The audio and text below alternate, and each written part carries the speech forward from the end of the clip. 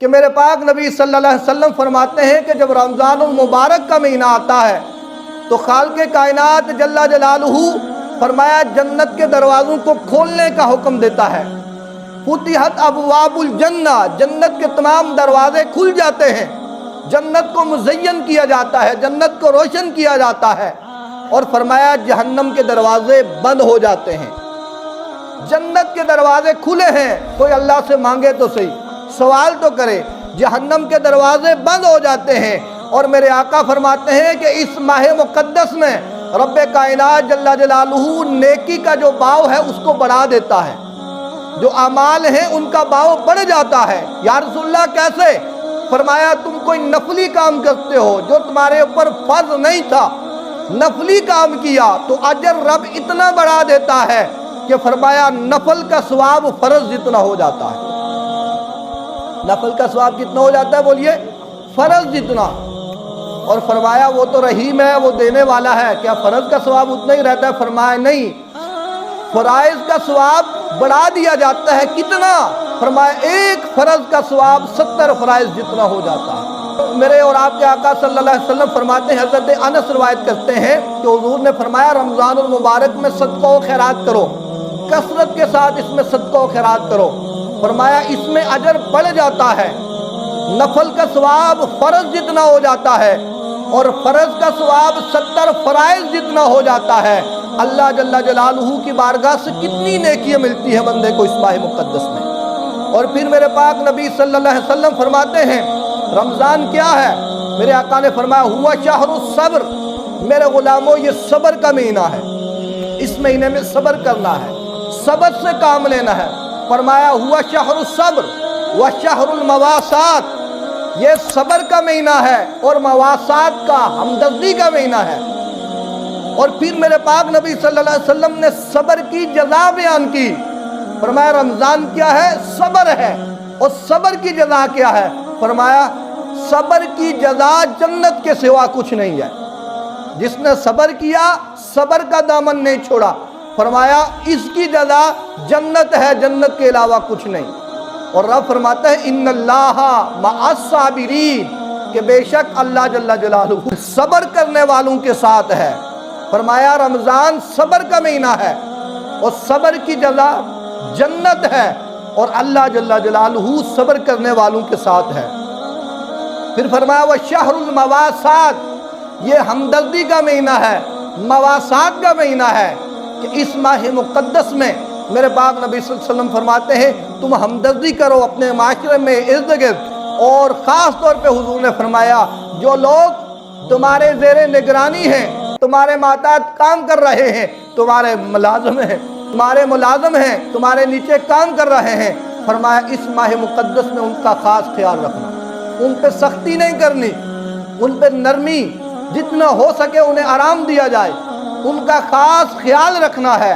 پھر میرے پاک نبی صلی اللہ علیہ وسلم فرماتے ہیں اس ماہ مقدس میں جو کسی روزے دار کو روزہ افطار کرواتا ہے، فرمایا افطاری کے وقت جو مقررہ وقت ہے روزہ پورا ہونے پر جو کسی روزے دار کا میرے آقا نے فرمایا روزہ افطار کراتا ہے، فرمایا اللہ جل جلالہ اس بندے کو، میرے آقا نے فرمایا اللہ جل جلالہ اس بندے کے گناہوں کو معاف فرما دیتا ہے اور اس کی گردن کو جہنم کی آگ سے آزاد فرما دیتا ہے۔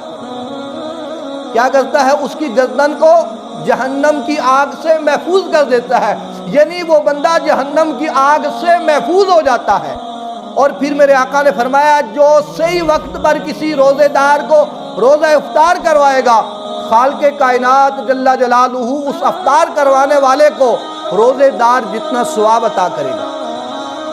اور پھر میرے پاک نبی صلی اللہ علیہ وسلم نے فرمایا میرے غلاموں یہ مت سوچنا کہ روزے دار کے روزے میں کچھ کمی آئے گی۔ مثال کے طور پہ آپ کہیں نا کہ ہم نے کسی کا روزہ افطار کروایا اور جتنا روزے دار کو ثواب ملا اتنا ہی افطار کروانے والے کو ملا، ذہن میں سوال آ جائے کہ شاید روزے دار کے ثواب میں کمی ہو گئی تو اس کا ثواب مجھے دے دیا گیا۔ فرمایا نہیں، جتنا روزے دار کو ملتا ہے اس کے ثواب میں کوئی کمی نہیں ہوتی۔ جس نے روزہ رکھا تھا جتنا ثواب میرے آقا نے فرمایا روزے دار کو ملے گا، فرمایا اتنا ہی ثواب روزہ افطار کروانے والے کو ملے گا۔ روزے دار کے ثواب میں کوئی کمی نہیں آئے گی۔ میرے آقا نے فرمایا روزے دار کے ثواب میں کوئی کمی نہیں آئے گی، جتنا ثواب رب کائنات جل جلالہ روزے دار کو عطا فرماتا ہے اتنا افطار کروانے والے کو عطا فرماتا ہے۔ عرض کی یا رسول اللہ صلی اللہ علیہ وسلم، ہم میں سے سارے صحابہ مالدار تو نہیں ہیں، کچھ صحابہ غریب ہیں، وہ طاقت نہیں رکھتے کسی کو روزہ افطار کروانے کی۔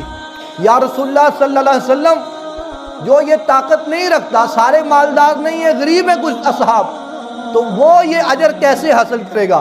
میرے پاک نبی صلی اللہ علیہ وسلم نے فرمایا میرے غلاموں پریشان ہونے کی ضرورت نہیں، لازمی نہیں کہ پیٹ بھر کے کھلاؤ۔ فرمایا جس نے کسی کو پانی کے ایک گھونٹ سے روزہ افطار کروایا اس کو بھی اللہ اتنا ثواب عطا فرمائے گا۔ پھر فرمایا میرے غلاموں جس نے کسی کو ایک کھجور سے روزہ افطار کروایا اللہ جل جلالہ اس کو بھی اتنا ہی ثواب عطا فرمائے گا۔ پھر فرمایا میرے غلاموں جس نے کسی کو دودھ کے ایک بوند سے، دودھ کی ایک بوند یعنی ایک گھونٹ دودھ کا، فرمایا کسی نے دودھ کے ایک گھونٹ سے، ایک بوند سے کسی روزے دار کو روزہ افطار کروایا میرا رب اس کو بھی اتنا ہی ثواب عطا فرمائے گا۔ ایک پانی کا گھونٹ، ایک دودھ کا گھونٹ اور ایک کھجور، اور کہاں روزے دار جتنا ثواب۔ یہ کتنا بڑا حضور کے صدقہ اور وسیلہ سے اس امت پہ کرم ہے، حضور کے صدقہ اور وسیلہ سے اس امت پہ کتنا بڑا کرم ہے کہ عمل بالکل چھوٹا سا اور اجر اتنا بڑا۔ سوچئے تو صحیح، ساری زندگی اس پہ ہم اللہ کا شکر ادا کریں پھر بھی کم ہے۔ ایک کھجور کہاں اور روزے دار جتنا ثواب، ایک پانی کا گھونٹ کہاں اور روزے دار جتنا ثواب، ایک دودھ کی بوند کتنا اور ثواب کتنا، ذرا سوچئے گا کتنا بڑا فضل و کرم ہے۔ اس میں ہمارا کوئی کمال نہیں، ہمارے اعمال اگر دیکھے جائیں، ہم اگر اپنی طرف دیکھیں تو ہمارے اعمال ایسے ہو چکے ہیں جیسے بنی اسرائیل کے بھی نہیں تھے۔ کون سا عیب، کون سی برائی، کون سا گناہ اس امت میں موجود نہیں ہے۔ اگر شکلیں نہیں بگڑی تو یہ کرم ہے سب زہرا کے بابا کا، اگر شکلیں نہیں بگڑی ہماری تو یہ کرم ہے سب آمنہ کے لال کا۔ یہ سارا کرم حضور کے صدقہ اور وسیلہ سے ہے، یہ سارا کرم حضور کے صدقہ اور وسیلہ سے ہے۔